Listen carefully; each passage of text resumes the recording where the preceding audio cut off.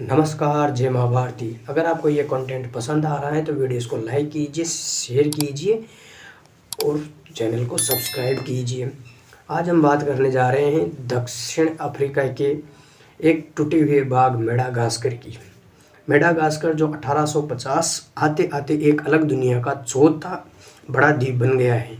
यह द्वीप हिंद महासागर में स्थित दक्षिण अफ्रीका के पूर्वी तटीय भाग पर स्थित है और यह अफ्रीका के पूर्वी तट से विभाजित हुआ है। पृथ्वी की आंतरिक सतह में समय के साथ होने वाली हलचल और गोंडवाना लैंड की विवर्तनिक प्लेटों की हलचल के कारण दक्षिण अफ्रीका के पूर्वी भाग में दरारें होने के कारण ये पृथक हो गया है और बन गया है चौथा द्वीप। वर्तमान समय में इस द्वीप पर लगभग 18 मिलियन लोगों की जनसंख्या निवास करती है। इस द्वीप पर रहने वाले लोगों का नाम मालागासी पड़ा है और इन लोगों का विकास इंडोनेशियाई लोगों से हुआ है, जिन्होंने हिंद महासागर में से होकर रास्ता बनाया था। 19वीं शताब्दी के अंत में मेडागास्कर को फ्रांस के द्वारा उपनिवेश बना लिया गया था और उसके बाद मेडागास्कर ने 1960 में फ्रेंच से फ्रीडम होकर खुद को डेमोक्रेटिक स्टेट बना दिया था। यहाँ मेडागास्कर की लगभग 75% स्पीसीज एंडेमिक है और इसका मतलब है कि वे दुनिया में कहीं और नहीं पाई जाती।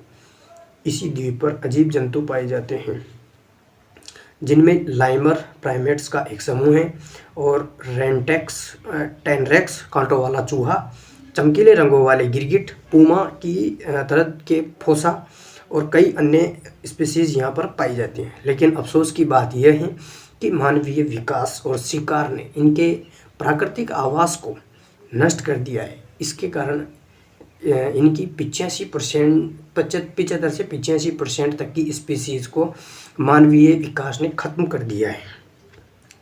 मेडागास्कर की अद्वितीय जंतु आज इस विलुप्त होने की कगार पर है।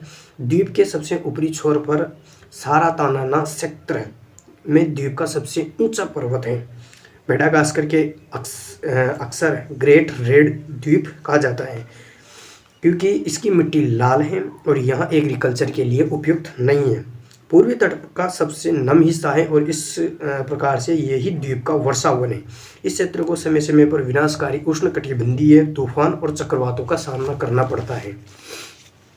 सेंट्रल हाईलैंड का काफ़ी ठंडी और शुष्क है और यहाँ पर ही अधिकांश कृषि होती है, विशेष रूप से चावल की खेती। मेडागास्कर में पहली बार लोग 2000 वर्ष पूर्व बसे। मेडागास्कर के लोग या तो इंडोनेशियाई थे या मिश्रित इंडोनेशियाई अफ्रीकी मूल के लोग थे।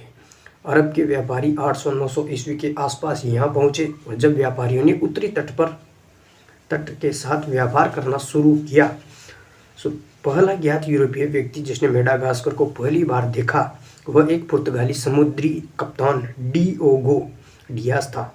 वह 10 अगस्त 1500 में इस द्वीप पर पहुंचा था। जब वह भारत के रास्ते में भटक गया, उसने इस द्वीप को सेंट लॉरेंस नाम दिया। जब वह उसके जहाज को हवाओं की वजह से मार्ग बदलने के कारण वो हिंद महासागर में भटक गया था, इसलिए उसने मेडागास्कर का सेंट लॉरेंस नाम दिया। 1500 के दशक में पुर्तगालियों, फ्रांसीसी, डच और अंग्रेज की मेडागास्कर में व्यापार शुरू करने के लिए प्रयास किए, परंतु विपरीत परिस्थितियों और स्थानीय मालागासी लोगों के बीच भयंकर युद्ध के कारण इन सब के प्रयास विफल रहे।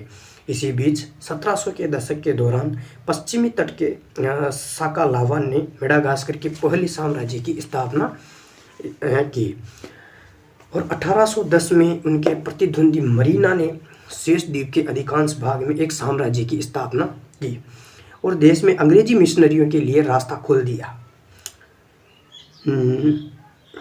जिन्होंने पूरे द्वीप के ईसाई धर्म का प्रचार किया और मालागासी का एक लिखित भाषा में अभुलेखन किया। रदामा के शासनकाल में एक लघु औद्योगिक क्रांति से द्वीप पर उद्योगों की शुरुआत हुई। रदामा की मृत्यु के बाद उनकी विधवा पत्नी रानावालोना ने शासन किया, जिसने देश में 33 साल के लिए आतंक फैला दिया। उसने ईसाइयों को सताया, मिशनरियों को, विदेशियों को निकाल दिया, राजनीतिक प्रतिद्वंदियों को मार डाला और अशुभ दिन पैदा होने वाले बच्चों तक को मार डालने जैसी प्रथा को फिर से शुरू कर दिया। उसकी मृत्यु के बाद यूरोप के साथ संबंध फिर से स्थापित हो गए थे।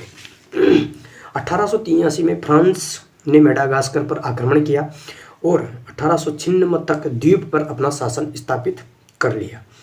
अब यह फ्रांसीसी उपनिवेश बन गया। फ्रांस ने मेडागास्कर का उपयोग लकड़ी और विदेशी मसाले जैसे वेनिला के स्रोत के रूप में, रिसोर्स के रूप में किया। मालागासी ने फ्रांसीसियों के विरुद्ध 2 राइवल्स किए, एक 1918 था और दूसरा 1947 में, लेकिन देश 26 जून 1960 तक स्वतंत्र नहीं हो पाया था।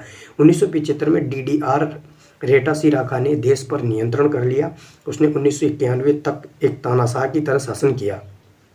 जब एक आर्थिक पतन की स्थिति में उसे किसी तरह से हटा दिया गया, इसके कुछ ही समय बाद वह फिर से शासन में आ गया और 2001 तक उसने शासन किया। जब एक चुनाव में हार गया तो नए राष्ट्रपति मार्क रावालोमाना ने देश में लोकतंत्र लाने का वादा किया।